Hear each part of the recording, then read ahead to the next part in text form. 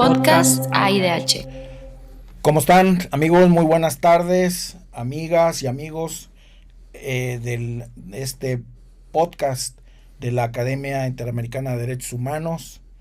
Y pues hoy también, después de esta bienvenida a todos ustedes, voy a dar la bienvenida a un profesor de aquí de la Academia, al igual que yo lo soy. Yo soy Cuauhtémoc Sotelo, pero traigo en esta ocasión a un profesor muy querido, dentro de los más queridos de la academia, que es el profesor Jesús Manuel Martínez, mejor conocido como Choy entre todos nosotros. Y bueno, pues quisimos subir este rating de este podcast aún más de lo que ya lo hay, pues trayendo a este profesor, como les digo, tan querido, pero es tan querido no solamente por su simpatía o por su carisma, sino también, y yo creo destacarlo sobre todo por la dedicación que tiene para con la docencia, el, el, el saber estar, el saber ser un maestro y tener esa vocación que le implementa todos los días en la clase, y es por eso que es tan querido y tan apreciado por todos nosotros, pero sobre todo por los estudiantes. Así es que pues le voy a dar la bienvenida en primer lugar a nuestro invitado. ¿Cómo está, profesor?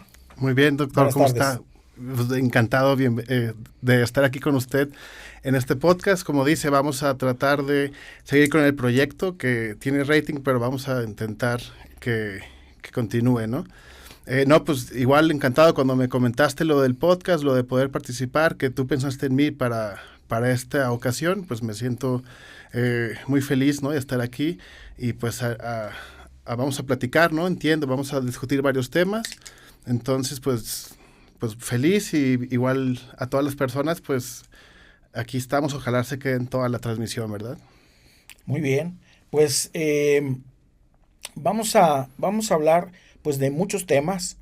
Obviamente tenemos la temática de esta ocasión, son pues como todos saben, nuestra academia y la licenciatura que se imparte acá es principalmente con una perspectiva en derechos humanos, y vamos a hablar de eso y con su conexión con la defensa de los mismos, y más concretamente con el litigio, que es lo que nos han pedido que podamos nosotros desarrollar estos temas. Ya sabemos que si hablamos de derechos humanos, si hablamos de la defensa de los mismos, si hablamos de litigio, pues podemos hablar prácticamente de todo lo que es la cultura jurídica occidental y de todos los temas que le son cercanos. Así es que pudiera ser un tema muy extenso, muy amplio, la temática que pudiéramos tratar, pero pues vamos a tratar de circunscribirnos precisamente a estos temas que estamos hablando. Entonces, y lo haremos de la manera como una conversación, como las conversaciones que muchas veces tenemos el profesor y yo, y el profesor con otros profesores, investigadores y alumnos también, pues para que sea provechosa nuestra plática.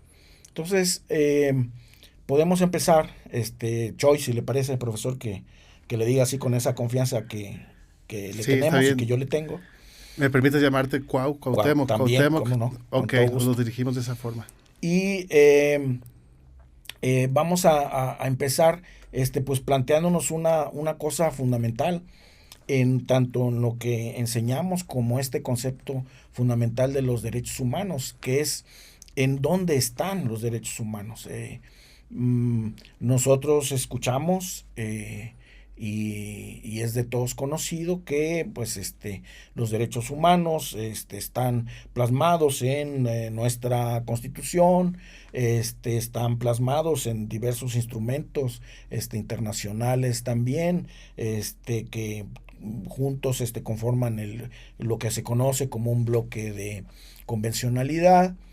Y escuchamos ciertos derechos humanos de manera recurrente, ciertos derechos humanos, los derechos de, por decirlo, LGTB, los derechos de las víctimas, de los desaparecidos, mucho aquí en la academia, pero hay más. Hay que decir a nuestro público que obviamente hay más derechos humanos y que es una labor provechosa tratar de buscarlos, pero para encontrarlos, ¿qué es lo que hay que saber de cómo encontrar? Si es que nosotros planteamos así las cosas de tratar de encontrar los tesoros, como hay publicaciones que tenemos aquí en la academia, ¿cómo encontrar los derechos humanos? Ok. Bueno, para tu primera pregunta, Cuauhtémoc, yo diría que hay que buscar los derechos humanos. En teoría, primero yo sugeriría ir a la Constitución. Ahora, a partir de la reforma de 2011 en México, con la reforma de derechos humanos, sabemos que tenemos una primera parte de nuestra Constitución que se dedica precisamente a hablar de los derechos humanos, lo que antes se conocía como las garantías individuales. Ahora, esto lo digo en el contexto de los estudiantes de Derecho. Seguramente las personas que conocen el término tendrán su propia manera de entenderlos, pero yo sugeriría, al menos para avanzar pedagógicamente, los derechos humanos pueden ser entendidos como un concepto jurídico o un concepto político. Habría que escoger de dónde partir. El concepto político, me imagino, aquellos actos realizados inclusive antes de la tradición que nos representa ahorita, que es la tradición de derechos humanos, y podemos encontrar actos políticos, podemos encontrar hechos históricos que nos hablarán seguramente de esos derechos humanos, inclusive antes de Cristo, ¿sí? Pero es una tarea de rastrearlos ya conociendo el término. Tú me has dicho que es muy fácil hablar de un concepto cuando ya alguien lo ha explicado, pero seguramente antes de Cristo, en la época de Roma, inicios de la Edad Moderna, siglo XX y siglo XXI, será importante informar a los escuchas, o siempre que hablemos, ser claros desde dónde hablamos, ¿no? Entonces yo estoy hablando desde la Academia Interamericana, desde una escuela que se dedica al estudio, promoción y defensa de los derechos humanos. Entonces creo que en primer lugar vamos a la ley, pero en segundo lugar vamos a los teóricos, vamos a las personas que han trabajado ese concepto, pero también yo diría vamos a la calle, porque en la calle es donde vamos a encontrar o no los efectos de esos derechos humanos. Entonces, en primer lugar, yo te devolveré a ti la pregunta, ¿no? Yo te digo, vamos a partir de la ley, quiero saber tú qué opinas, Cuauhtémoc, pero al mismo tiempo ir definiendo qué va a significar no solamente los derechos humanos, sino su aplicación, su defensa, quién puede defenderlos, quién no puede. Ya sabemos que desde el punto de vista conceptual todos tenemos derechos humanos por el hecho de ser personas. El podcast ha discutido varios ejemplos en donde se pueden encontrar, pero yo te cuestionaría a ti, ¿quién crees tú que es el que va a estar encargado ya no solo de enseñar y promover, sino también de defenderlos, ¿no? Yo digo que en la Constitución y en la calle. ¿Tú qué opinas, Cuauhtémoc? Muy bien. Pues yo diría que hay que empezar a hacer una arqueología conceptual, me parece bien, de los derechos humanos. Y aprovechando, también contestaré la pregunta, pero aprovechando también que nuestro profesor es un experto en filosofía y en filosofía del derecho, y yo le diría que para contestar, pero también a modo de cuestionamiento, diría que los derechos humanos, a partir de esta arqueología conceptual que estamos haciendo, para mí, bueno, y no solo para mí, porque es evidente que los derechos humanos tenemos derecho a ellos solamente por existir, por ser personas. Pero, ¿qué quiere decir que seamos personas? Es decir, hay un concepto fundamental, ético y por lo tanto filosófico, de por qué somos personas que nos permite la comprensión para saber dónde están y cómo defender los derechos humanos. Pues debemos, primero que nada, pues ver qué son, qué significan, para poder apropiarnos del concepto. Y en este caso, el concepto de la dignidad a mí me resulta muy importante. Y yo creo que tú, con los conocimientos que tienes en filosofía y en filosofía del derecho, pudieras ampliar un poquito más para mejor comprender Claro. lo que es y lo que significa el sentido ético de los conceptos humanos. Ya nos explicaste lo que es lo jurídico, pero el sentido ético de los derechos humanos y la dignidad. ¿Qué significa y por qué? Ok, bueno, creo que o tenemos que definir varios puntos. En primer lugar, ¿qué significa ser persona? Y persona, desde el punto de vista etimológico, pues está las raíces romanas, está la representación del individuo frente al Estado, frente a la sociedad. De ahí viene ser persona, pero si incluimos el factor de dignidad, hay que ir más atrás, ¿no? Porque, digamos, vamos a pensar en la época clásica, vamos a los griegos. Los griegos desarrollaron lo que ahora conocemos como la democracia. Ellos le llamaban la democracia perfecta. Era una democracia directa en la que participaba la ciudadanía. Desde el punto de vista actual, volteamos a ver ese periodo helenístico, ese periodo clásico, y nos damos cuenta que las personas que participaban eran los hombres, ciudadanos, y por lo tanto se excluían extranjeros, se excluían las mujeres, se excluían ciertos grupos que ahora se incluyen, ¿verdad? Entonces me gustaría partir de ahí. No siempre se ha reconocido que el prójimo sea igual a nosotros. En ese sentido, algo importante de la dignidad, que lo verás en el caso de los ejemplos del Holocausto en la Segunda Guerra Mundial, de personas homosexuales, de personas judías, lo que se hacía ahí era quitarte ese carácter de persona, ¿sí? Inclusive hay cuestionamientos cuando se colonizó España, América por España, que también se preguntaba, oye, esas personas que ya estaban aquí en América cuando llegaron los españoles, ¿tendrán alma? ¿Tendrán esa misma tradición que en Occidente, en Europa ya se conocía, ¿no? Y entonces la dignidad humana primero es reconocer al otro como alguien que es igual a mí, aunque yo no lo conozca, ¿sí? Es gratuitamente otorgar un valor como el que yo me doy a mí mismo. Eso es un concepto de dignidad humana que podemos trabajar. Es igualmente valioso a mí. Es igualmente valioso a mí y que no eres menos. No importa lo que sepas, no importan tus gustos, para empezar, o si queremos ser correctos con el paradigma que estamos tratando nosotros de promover, de divulgar. Lo que yo te preguntaba de la defensa de derechos humanos, diría que las personas y su dignidad tienen que ver con un valor que nosotros le otorgamos. Tal vez no hay una conexión profunda, filosófica, que puedas tú rastrear, ¿sí?, desde la antigüedad, pero lo que sí puedes rastrear es el hecho de que ese valor que tú otorgas, lo otorgas desde ti, no desde un factor externo. Esa es la opinión que yo tengo. Por lo tanto, yo lo definiría así, ¿vale?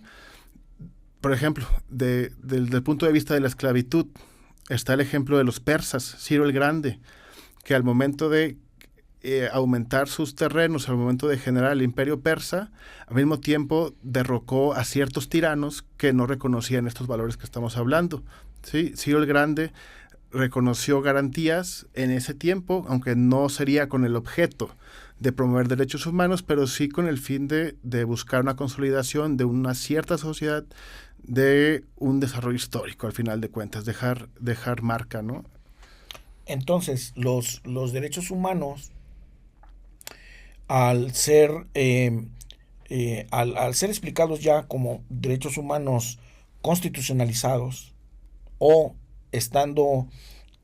siendo parte de instrumentos normativos internacionales, pero al mismo tiempo proveniendo de la dignidad de cada persona, de cada individuo, también entonces podríamos decir que el derecho natural interviene o ha intervenido en la conformación y consolidación de los derechos humanos? Bueno, sí, el derecho natural tiene mucho que ver. Te lo pongo de esta forma. En el paradigma actual, y de hecho vengo de clase, y tú también los habrás podido ver en los pasillos, lo que hablamos es ciertos paradigmas vigentes, pero también hablamos de la historia. Entonces lo que te refieres con derecho natural, que tiene que ver con un cierto orden, con una estructura que tiene la realidad en la cual los seres humanos formamos parte, pues evidentemente que sí tendrá que ver los derechos humanos. Claro que eso se vincula con un pensamiento religioso, con un pensamiento político que no podemos trasladar de la antigüedad hacia ahora. Entonces, desde el punto de vista jurídico, se habla de una superación del derecho natural, superación del derecho religioso. Tenemos con inicios de la modernidad, tenemos la noción del derecho positivo, que es un derecho que se objetiviza, que se codifica y a partir del cual se hace más claro. Eso se llama el paradigma del derecho positivo, y en clase los alumnos siempre discutimos derecho natural y derecho positivo, que es un tema muy común en el estudio del derecho. Los derechos humanos son la fusión, son la integración de estos dos factores. Los derechos humanos no es la negación del derecho positivo y no es la negación del derecho natural. Yo a veces lo explico así en clase. Cuando tengas dos posturas, la mejor forma de descubrir cuál es la mejor es integrar ambas, porque creo que por alguna razón se habla del derecho positivo, por alguna razón se habla del derecho natural. Entonces, con ciertos matices, pero la idea es que, e incluso aquí también entra un principio de derechos humanos que es la progresividad, creo que la mejor forma de entender los derechos humanos puede ser una evolución en el sentido de integrar puntos de vista que antes tal vez no se incluían, ¿sí? Ahí yo que empezaría esta noción. Pero antes de que se me olvide, vamos a preguntar, ¿tú qué opinas en esta noción? No tanto histórica, pero seguramente tendrás alguna referencia que para ti sea importante resaltar. No sé si en la cultura griega, en la cultura romana, o ya en el periodo del derecho mexicano. No sé si tú piensas en algún ejemplo que podamos notar ahorita o resaltar para que la gente lo conozca sobre este punto, ya sea sobre la definición de dignidad o la definición del derecho natural, que es la que mencionabas, Cuauhtémoc. Bueno, más bien sobre la instrumentalidad de los derechos humanos. Decías hace poco que hablabas de la democracia ateniense. Nos hablaba sobre que no había una progresividad ahí de los derechos humanos porque pues se le impedía la participación política, desde luego, a las mujeres, a los esclavos, etcétera. Pero actualmente ese concepto ha cambiado, tanto el concepto de democracia como también el de derechos humanos. Y vemos que los derechos humanos también podemos encontrarlo dentro de los derechos políticos. Es decir, yo pienso que podríamos muy fácilmente decir que los valores democráticos, todos aquellos valores democráticos que podamos nosotros pensar, son también derechos humanos de las personas. Okay. ¿No? Son derechos humanos. De hecho, hay una definición, es un comentario del profesor español que conoces bien, Elías Díaz, que dice que la razón de ser del Estado de Derecho, es su razón de ser del Estado de Derecho, es la protección y garantía de los derechos fundamentales. Esa es la razón de ser. Entonces, imagínate tú, si esa es la razón de ser de todo el Estado de Derecho, ¿por qué no entonces serían? Porque hemos estado hablando de dónde encontrar y cómo hacer esa arqueología conceptual. de los derechos humanos, para saber qué podemos defender de nuestros derechos y de los derechos de los demás, de los derechos humanos de los demás, pues tenemos que empezar precisamente, primero encontrando, comprendiendo, número uno, y dos, encontrando dónde están. Entonces, imagínate entonces en dónde están, si la razón de ser de todo el Estado de Derecho es, de la que yo estoy de acuerdo, la protección y garantía de los derechos fundamentales. Entonces, tenemos aquí no es una paradoja, al contrario, yo pienso que es una consecuencia. Es decir, el litigio, se habla de litigio, y este es el tema propuesto, el litigio y los derechos humanos. Y la mayoría de las personas pensará que el litigante es aquella persona licenciada en derecho o versada, ¿no?, o letrada en las ciencias jurídicas, que hace defensa, que litiga, que disputa o que defiende los derechos humanos de una persona o muchas personas. Lo que yo digo y lo que estamos diciendo y el sentido de la conversación, ojalá que nuestros escuchas y quienes nos ven lo piensen así o les esté sirviendo de esa manera. La defensa de los derechos humanos no concierne exclusivamente a los que somos versados en ciencias jurídicas o somos licenciados en derecho, sino que si nosotros comprendemos la propia dignidad, por eso es importante la conceptualización, si comprendemos nuestra propia dignidad, nuestro propio valor como personas y reconocemos el mismo valor en el otro, como decía Octavio Paz, lo reconocemos en el otro. ¿Y quién es el otro? Cualquiera. Decías tú, el prójimo.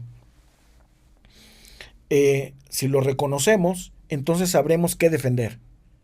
Sabremos defender los nuestros cuando nuestra dignidad se vea atacada o abusada, y sabremos defender, y no solamente sabremos defender los del otro, sino nos generará una vocación automática defender los del otro, no por conveniencia, no por profesionalismo, si hablamos de un operador del derecho cualquiera, sino simple y sencillamente como una persona, como un ser humano que ha comprendido la dignidad personal y ha comprendido también el valor y la dignidad ética del otro.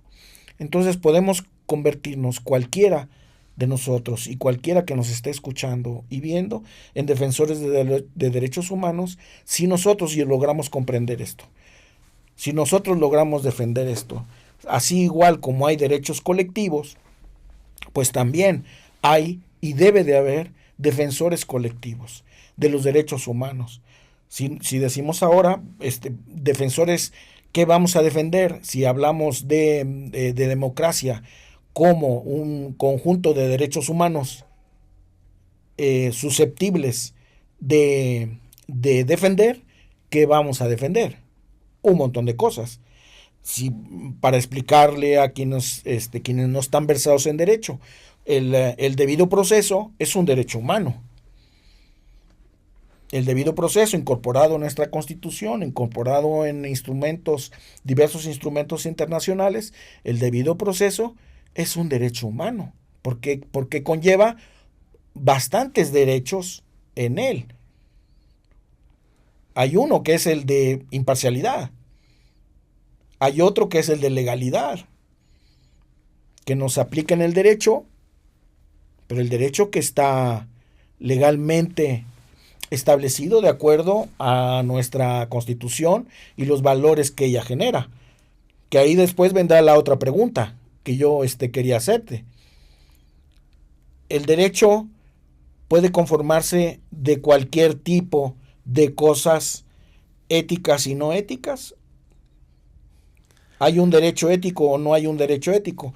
Porque, por ejemplo, el mismo profesor Elías Díaz nos dice de la definición del Estado de Derecho, dicen, pues bueno, podemos saber o intuir cualquiera que el Estado de Derecho es un Estado en el que hay normas jurídicas jerarquizadas, así fácilmente, ¿no? Sí, pero no cualquier Estado de Derecho merece esa denominación. Y hace la diferencia, como buen filósofo del derecho que es, igual que tú, hace la diferenciación. No cualquier Estado de Derecho. Tiene que estar conformadas esas normas de derecho en bases éticas. ¿Cuáles serán? Entonces, y culmino con la cuestión del litigio. Litigante se dice de todo aquel operador del derecho, licenciado en derecho, que lleva sus casos ante los tribunales. Esa es una expresión coloquial. Yo soy un litigante, ¿no? Tengo 35 años de carrera como litigante. Ahora soy profesor. Pero eso lo digo, la expresión de litigante es una expresión coloquial, pero no es una expresión jurídica. La expresión jurídica de litigante, el litigante es la persona que, si yo fuera ahora un litigante, un abogado defensor, sería mi cliente. Mi cliente sería el litigante. ¿Por qué? Porque el litigante es quien posee los derechos del litigio. O puede ser el demandado. El demandado en un juicio es el litigante. Su colitigante es el actor. Pero en México, coloquialmente le decimos litigante al abogado o a la abogada que lleva sus casos ante los tribunales. Sin tomar en cuenta una cosa, y esto es importante por lo que voy a decir ahorita también, sin que nosotros podamos advertir que desde el siglo XVII, en México, tanto las leyes indianas como el derecho que se fue construyendo, litigante siempre fue la persona titular de los derechos. Y el postulante es el abogado que defiende a uno o a otro. El postulante. Tiene efectos jurídicos, porque aunque no nos los crea la audiencia, hay una jurisprudencia de la Corte, que incluso intervino la presidenta de la Corte que acaba de, no sé yo cómo decirlo, que acaba de fenecer, ¿verdad? O que acaba de terminar sus funciones, vamos a decirlo suavemente, Norma Piña, participó junto con los otros ministros, aquí tengo los nombres, una jurisprudencia que resolvió una contradicción de tesis sobre este tema del término litigante. Dices, mira hasta dónde pueden llegar las cosas. O sea, no solamente es una definición banal que solo podemos discutirlo en las aulas, sino porque tiene unas implicaciones jurídicas. Por ejemplo, en este caso de los delitos de abogados, patronos y litigantes, que todos conocemos, ¿no? Entonces, la definición entonces fue muy importante, porque ¿a quién le aplicas el término litigante? O sea, tiene unas consecuencias jurídicas que pueden ser devastadoras para muchos. Entonces, sí, hay una jurisprudencia de una resolución, ¿no? Es una jurisprudencia que, a ver si mis ojos me dejan, es una jurisprudencia con registro digital 201-6082, página 86, que recayó en un amparo en revisión el 141 de 2017, y con rubro delitos de abogados, patronos o litigantes, el elemento normativo litigante del tipo penal previsto en el artículo 319 normativo, fracción tercera del Código Penal para el anterior Distrito Federal, aplicable para la Ciudad de México, no se asimila ni alude a alguien con licenciatura en Derecho. Entonces, tiene esas implicaciones el litigio y el litigante. Sí. Entonces, al final de cuentas, y con esto remato, para dejarte la palabra, con esto remato, lo que yo quiero proponer, y sé que también tú lo quieres proponer, es de que nos convirtamos en litigantes de los derechos humanos. Y no estamos invitando a que todo mundo se haga licenciado en Derecho para poder ser litigante, sino lo que le queremos decir con esta conversación es que nos volvamos defensores de los derechos humanos sin ser abogados, porque no lo necesitamos. Al final de cuentas, para pugnar por una causa, por un litigio, precisamente no necesitamos de ningún título. A ver, sí, entiendo el punto en el sentido de lo que se trata la divulgación y la promoción de los derechos humanos, pero al mismo tiempo creo que hemos expuesto muchos temas que conviene recapitular, para poder hacer que esta plática logre el objeto, ¿no? Que es discutir cómo se litiga, cómo se protegen derechos humanos, e inclusive, si me apuras tantito, cómo se enseña los derechos humanos, ¿no?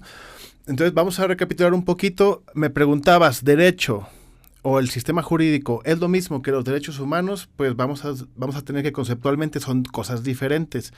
No es lo mismo el derecho válido o publicado por el Poder Legislativo, aplicado por el Poder Ejecutivo y revisado, interpretado y sancionado por el Poder Judicial. Eso es el derecho.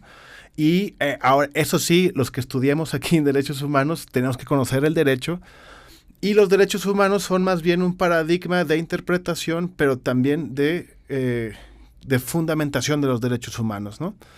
A mí, digamos, antes de esta escuela morada, en mi propia formación personal, seguramente yo me enfocaba en otros temas más filosóficos, tal vez menos sociales y muy teóricos.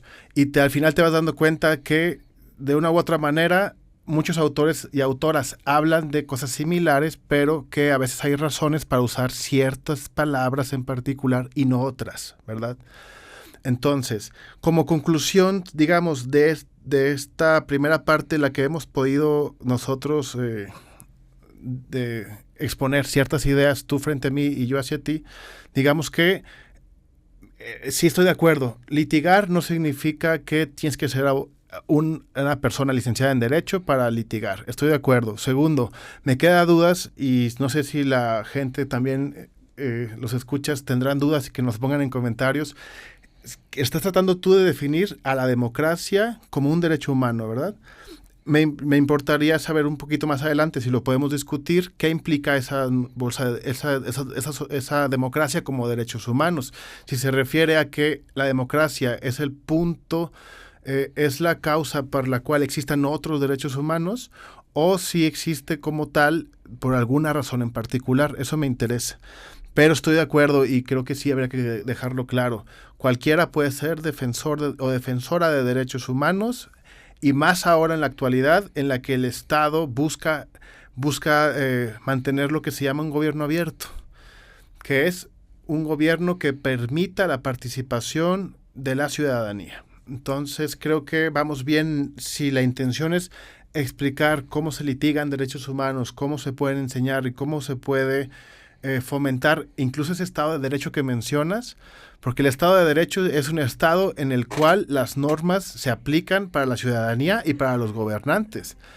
Hubo mucho tiempo en que se hizo muy fácil para las personas en el poder no someterse ellos al escrutinio público. Entonces creo que para empezar, un nuevo paradigma, habría que definirlo así. Los derechos humanos son un paradigma jurídico, pero no solo eso, es un estilo de vida, si lo ves desde el punto de vista de la democracia, como una forma de gobierno, una forma de vida. Tiene un profesor, el doctor Javier Díaz de Urdanibia, que fue mi director de tesis en la licenciatura, y él explicaba de eso de esta manera. La sociedad, en un estado, a través del pacto social, genera valores. Y esos valores son los que al final de cuentas el derecho y el Estado va a tener con argumentos la posibilidad de defender a costa a veces de lo que personalmente cada individuo quiera hacer por su parte, ¿no? se cuestiona mucho por qué tengo que seguir la ley o por qué me imponen hacer una u otra acción. Bueno, si vives en comunidad y si eres un poco empático, seguramente no nos tardaríamos mucho en convencerte. Digo, te hablo a ti, pero hablo también en general. A veces nos preguntamos el por qué hacer las cosas. Pues te estoy seguro que a veces no activamos la parte de crítica, de entendimiento. Entonces creo que si ahorita nos enfocamos tal vez en discutir ya sea la enseñanza o ya sea casos particulares, no nos tardaríamos mucho, y esa es mi hipótesis. No te tardas mucho en entender por qué conviene hacer o no una u otra acción. Yendo hacia tus sugerencias, las sugerencias que hacías por partida doble, en la cuestión de la enseñanza del derecho y en la cuestión de la democracia vista como un conjunto de derechos humanos, de las personas, de todos nosotros, desde luego. Lo voy a vincular, a ver qué te parece de esta manera. A ver. Uno de los elementos diferenciadores positivamente de la enseñanza del derecho que se da en esta Academia Interamericana de Derechos Humanos es, empezando por el título con el cual ofrece la licenciatura, que es licenciatura en Derecho. Bueno, pero dice con perspectiva en derechos humanos. Ese es el primer elemento diferenciador que yo encuentro. La perspectiva de derechos humanos. Enseñar el derecho con esa perspectiva. ¿Y por qué será? En una perspectiva de derechos humanos. Precisamente lo que estábamos hablando nosotros. El conocimiento de la dignidad propia del estudiante, eso es lo que promueve la academia, el conocimiento de la dignidad propia, porque sin ese conocimiento de la dignidad de uno mismo, no podemos reconocer esa misma dignidad en el otro. Tenemos que hacer una arqueología íntima, vamos a decirlo, una arqueología conceptual, se diría una introspección en primer lugar. Ese es a lo que invita la academia, una introspección al estudiante a través, obviamente, de los planes y programas de estudio que tenemos acá, una introspección, y yo le digo una arqueología conceptual, primero para encontrar esos tesoros. ¿Cuáles son esos tesoros? El tesoro máximo es la dignidad personal.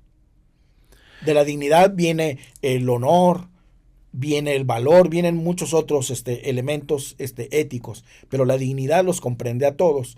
Entonces, desde ahí, desde esa perspectiva de derechos humanos, empieza la diferenciación en la enseñanza innovadora que se dice, decimos todos nosotros, pero se dice y muchas veces sin ampliar ese concepto de por qué se enseña diferente en esta academia.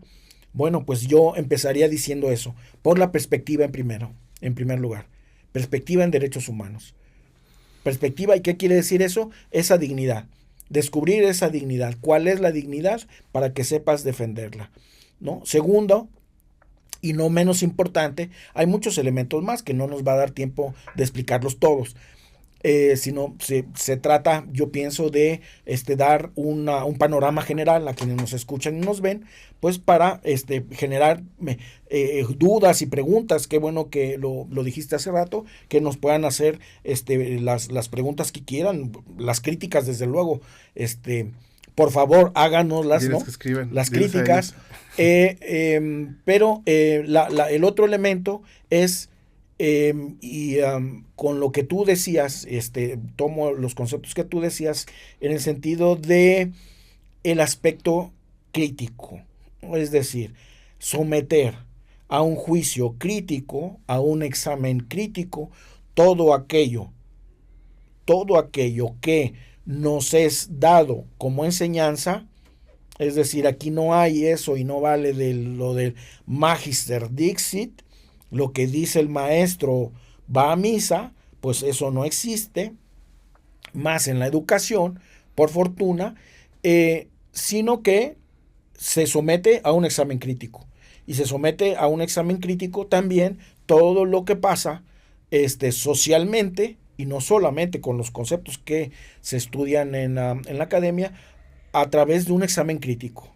Les pedimos a los estudiantes, o esa es lo que la academia da a sus estudiantes o aporta a sus estudiantes, tener las herramientas para que puedan hacer un examen conceptual crítico, de todo lo que puedan aprender, para que después de ese examen crítico puedan sacar las conclusiones que necesiten sacar.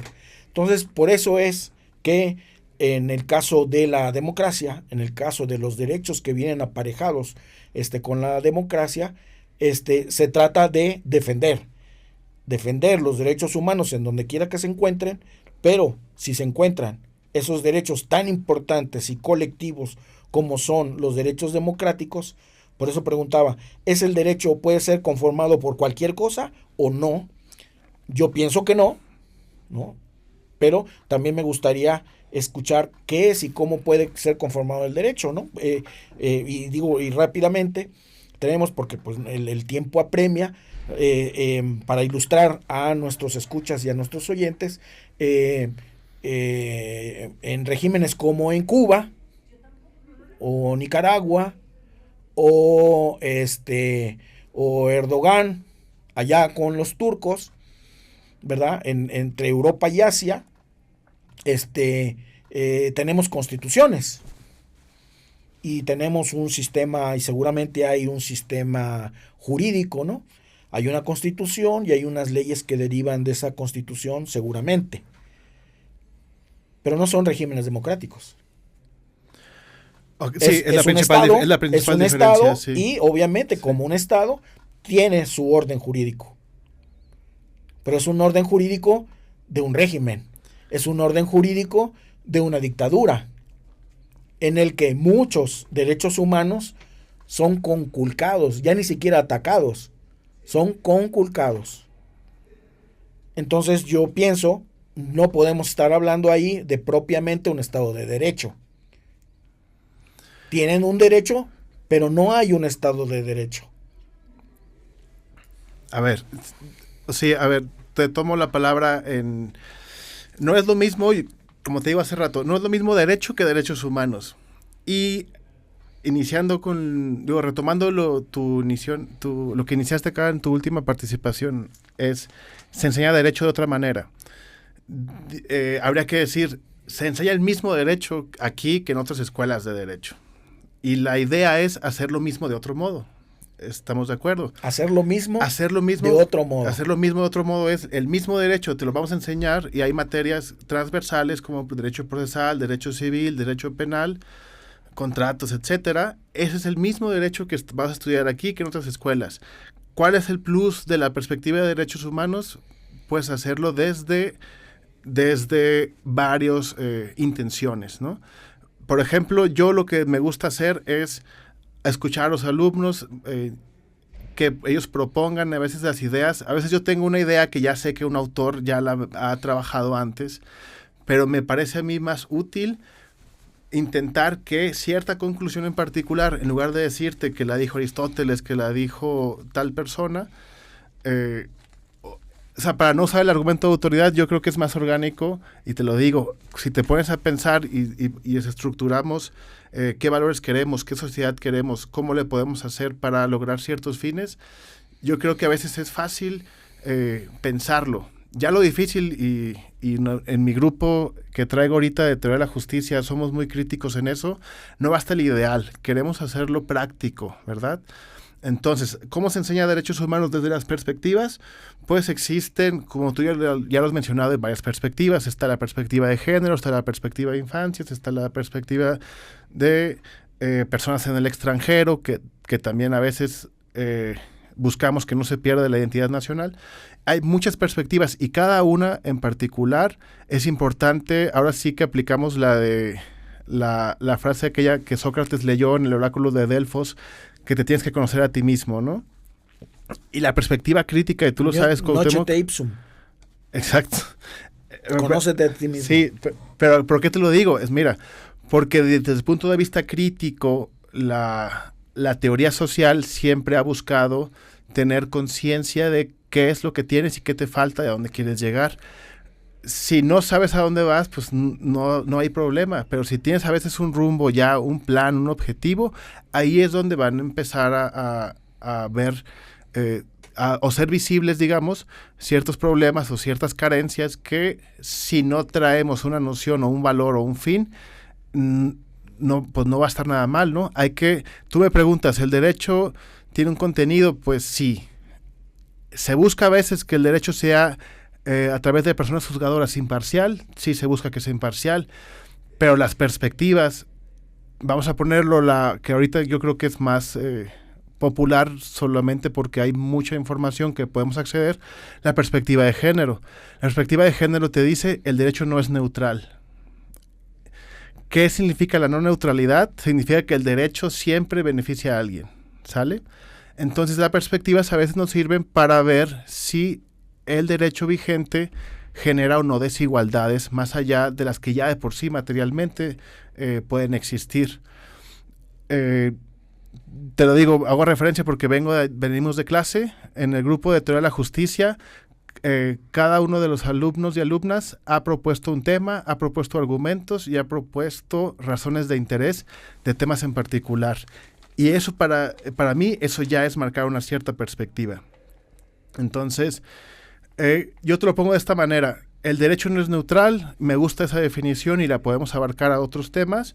Y además, cada elección que hacemos, tanto de cumplir el derecho o de buscar una reforma en ciertos ámbitos, creo que algo que no podemos olvidar es el hecho de que vivimos en una sociedad, yo y tú tienes un interés y yo tengo otro interés. La pregunta, por ejemplo, que se hace Niklas Luhmann en su teoría de la sociedad es, ¿y cómo logramos que funcione?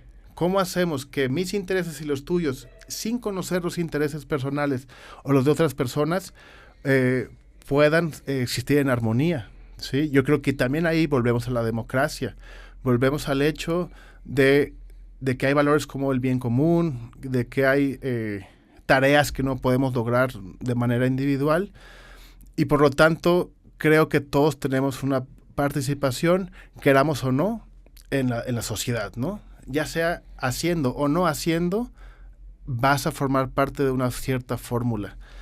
No sé, digamos, ahorita mencionabas el tema de la reforma judicial, pues efectivamente de ahí también algo se gana y algo se pierde, ¿verdad?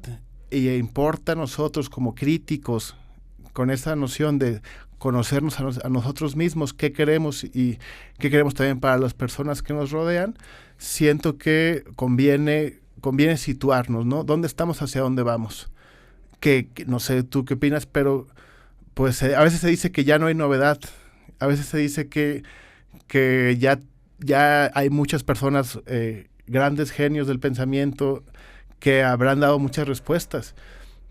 Pero no sé, ¿tú qué opinas en el aspecto de ser propositivos, ¿sí? Porque es verdad que ya hubo muchas mentes buenas, pero también ahorita tenemos otras nociones. Tenemos la posibilidad de contar con inteligencia artificial, tenemos la posibilidad de comunicaciones globales, y eso afecta, querámoslo o no, afecta nuestra percepción de ver la sociedad, ¿no?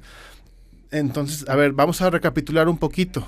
Ya traemos la noción de litigio, ya traemos la noción de defensa de los derechos humanos y hemos establecido que cualquier persona puede defender derechos humanos, ¿no?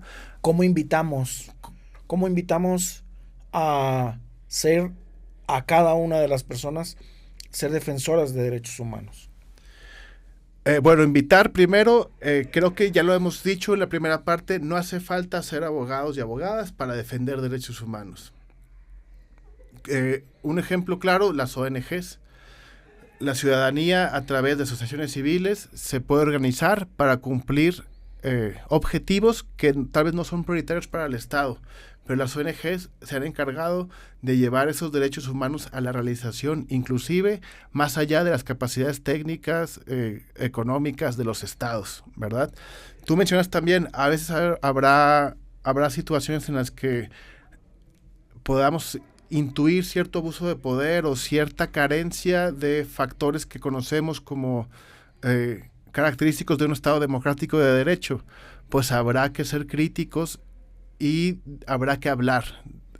Última referencia que hago a nuestros alumnos, pero yo les digo siempre, si no hablan, si no comunican, sus inquietudes no van a poder ser alcanzadas por los demás, ¿no? Entonces, ¿cómo logramos una sociedad más justa? ¿Cómo logramos hacer el cambio? Pues precisamente yo diría participando, ¿sale?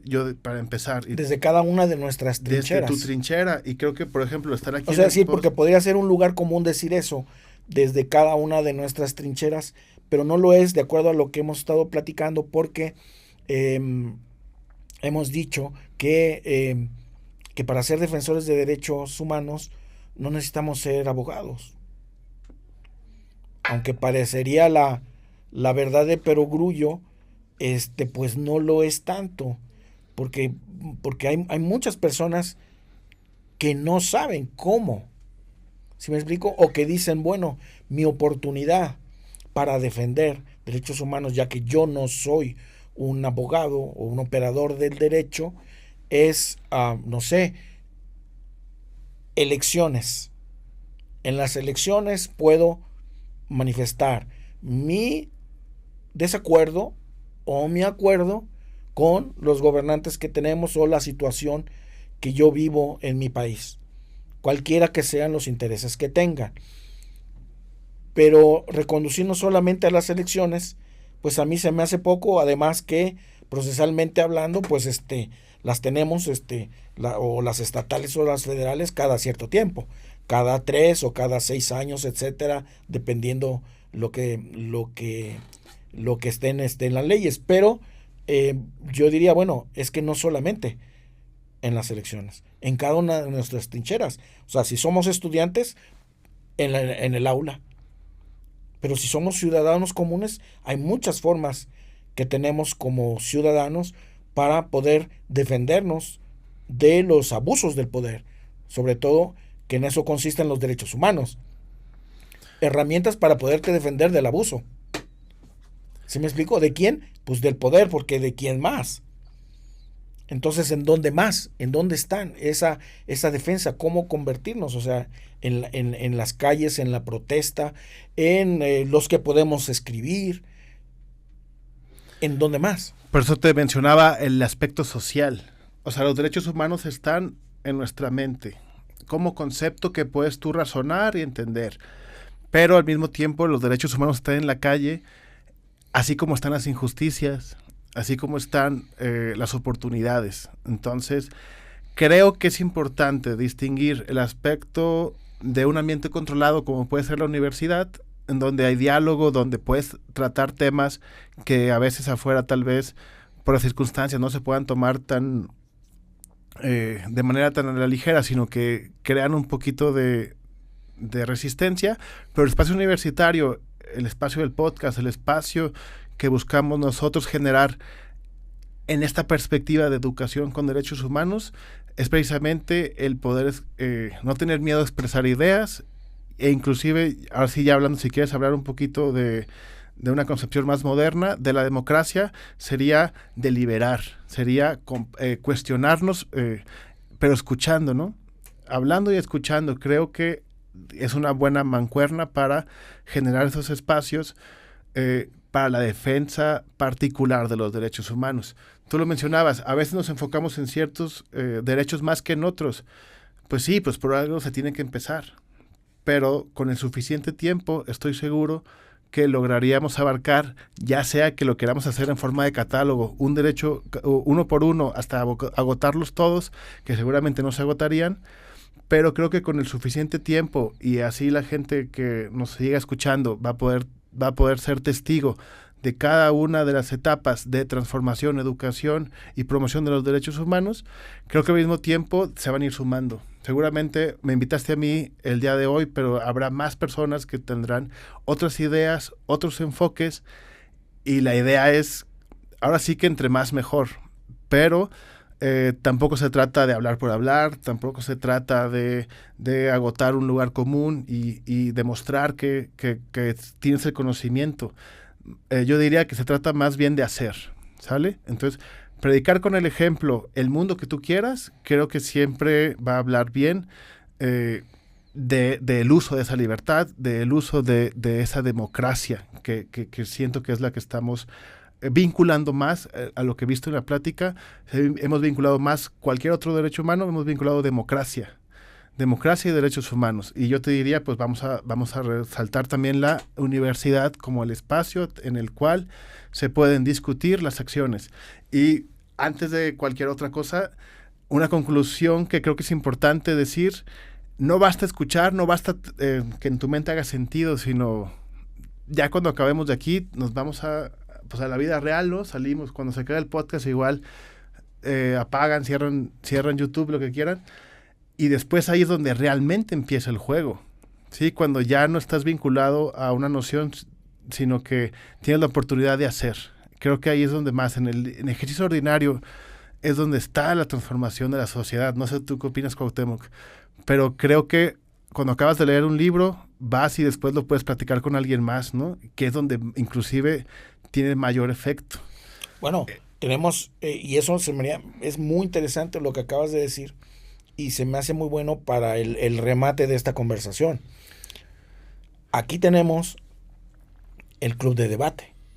Uh-huh. Hablabas de leer los libros, hablabas de tener con quién comentarlos, hablabas de un espíritu crítico, conceptual, de lo que ves, escuchas, aprendes.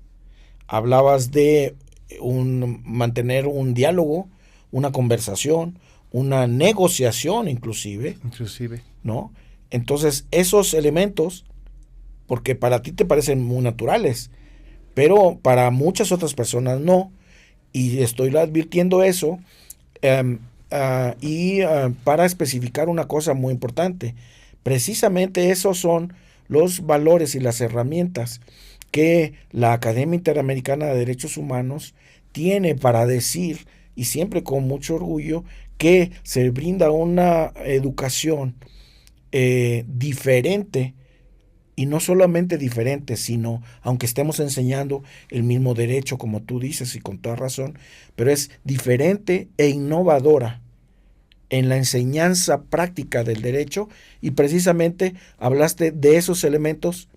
A ti te parecen naturales porque pues eres un profesor y ya están viendo ustedes, amigos y amigas, por qué es un profesor tan querido en la academia, porque estás hablando con esa naturalidad de esos elementos que son los innovadores en la enseñanza del derecho. El espíritu crítico, ¿no? En primer lugar. El segundo, el diálogo, la conversación, la negociación, el debate de los mismos, tener con quién hacerlo, y aquí lo hay en la academia.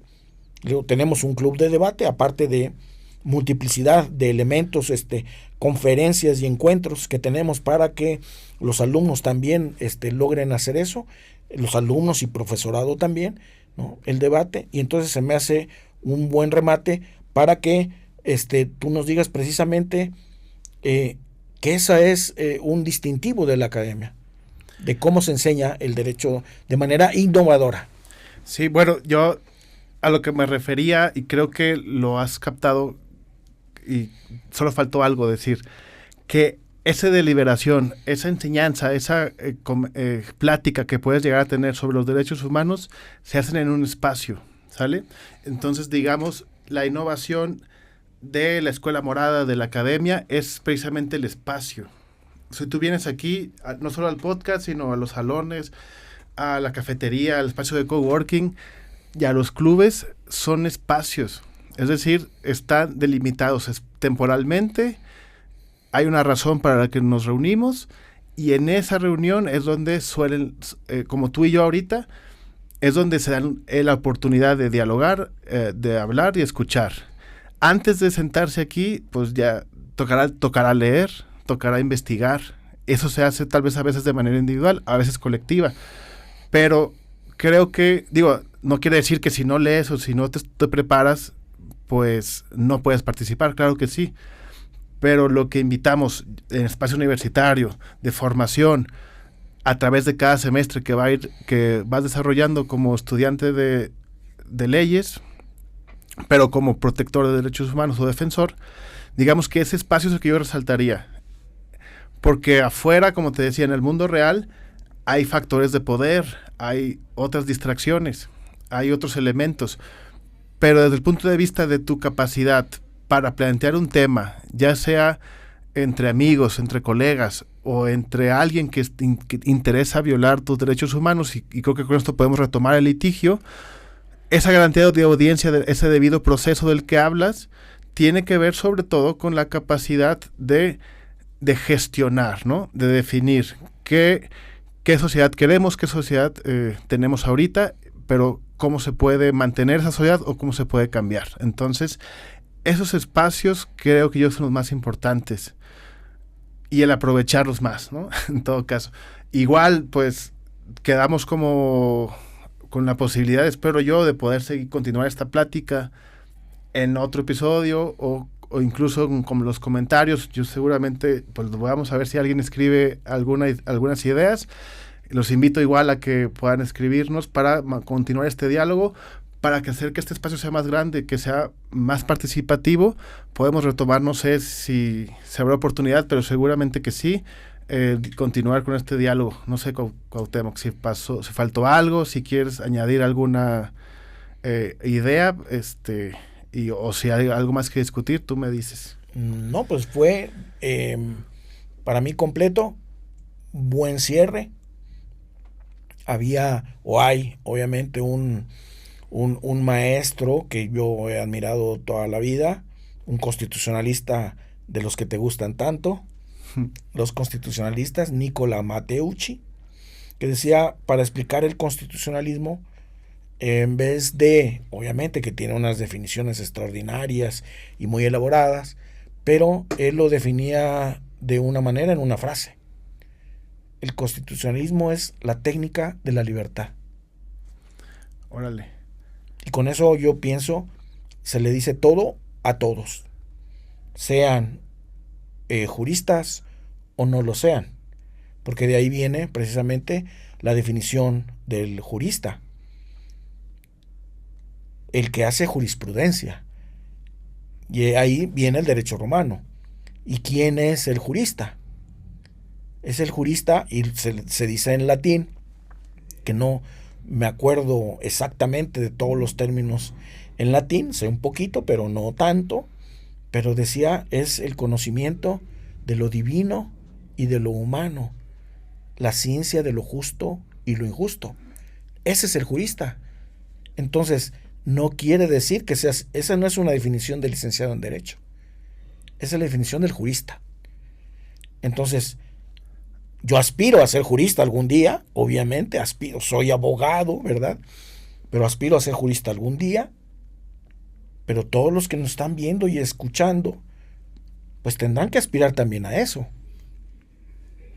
al final de cuentas, y por eso es de que yo invito amigos y amigas a que nos sigan viendo en estos podcasts AIDH, nos sigan haciendo preguntas, nos sigan criticando, porque la crítica sirve y sirve muchísimo, porque al final de cuentas es participación.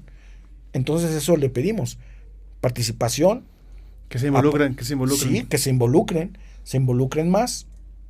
Y creo que pues si no hay algo más que quieras concluir.